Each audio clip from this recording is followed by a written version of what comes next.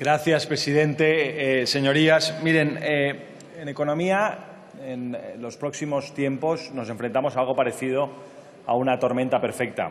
Por un lado, tenemos una herencia de la crisis muy delicada. Todavía somos el país de Europa con un déficit más alto, tenemos una deuda de cerca del 100% de PIB y seguimos teniendo unos índices de paro, otra vez récord en Europa, de alrededor del 20%. Y da la casualidad que, a consecuencia de la insuficiente ambición reformista, primero del Partido Popular y, como es cada vez más evidente, también en el Partido Socialista, el crecimiento está empezando a bajar el ritmo y tenemos indicios muy claros de desaceleración. Y además, y esto es lo más grave de todo, tenemos un Gobierno que básicamente no tiene una mayoría suficiente para hacer las reformas estructurales que necesita el país. Déjenme que les dé 4 datos muy rápidamente de cómo está la economía y de cuáles son esos índices de desaceleración que son preocupantes y cada vez más peligrosos. Lo peor son los indicadores de consumo minorista.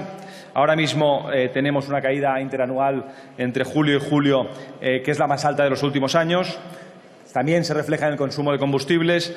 También los índices de confianza, que son el predictor mejor que hay sobre el crecimiento económico, están cayendo, están en el punto más bajo en los últimos indicadores de los últimos 2 años.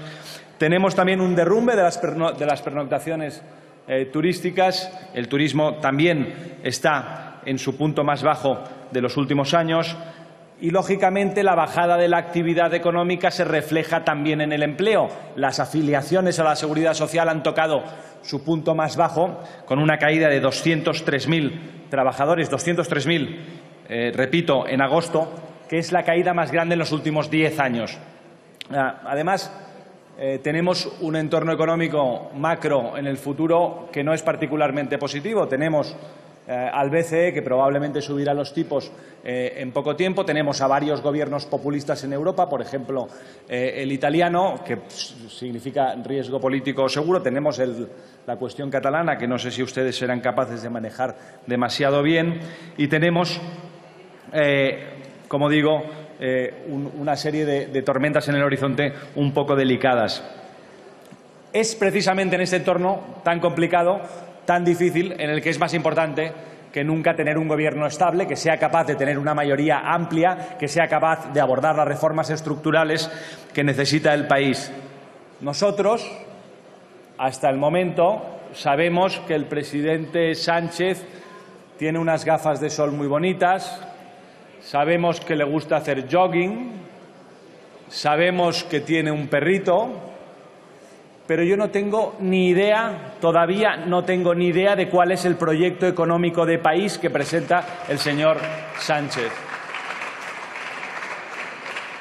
No sabemos cuál es su programa educativo, no sabemos qué piensa hacer con el índice de fracaso escolar más alto de Europa, no sabemos qué reformas laborales piensa hacer para reducir la precariedad más alta de Europa, no sabemos qué políticas de innovación tiene y lo único que ha hecho con las instituciones es colocar y colonizar otra vez, exactamente igual como lo hizo el Partido Popular, de amiguetes, que son el capital humano y las instituciones los dos drivers más importantes de crecimiento económico. Por tanto, una mala perspectiva, insisto, tenemos una herencia muy mala, tenemos unas perspectivas de entorno internacional muy malas y tenemos un Gobierno incapaz, que aunque quisiera, que no quiere, que aunque fuera reformista, que no lo es incapaz de hacer reformas porque tienen 84 diputados y una mayoría insuficiente. Por tanto, nosotros vamos a apoyar la moción del Partido Popular, insistiendo en que se hagan reformas estructurales, insistiendo en que dejen de hacer espectáculos y empiecen a abordar las reformas estructurales que necesita este país antes de que sea demasiado tarde. Muchas gracias. Muchas gracias, señor Roldán.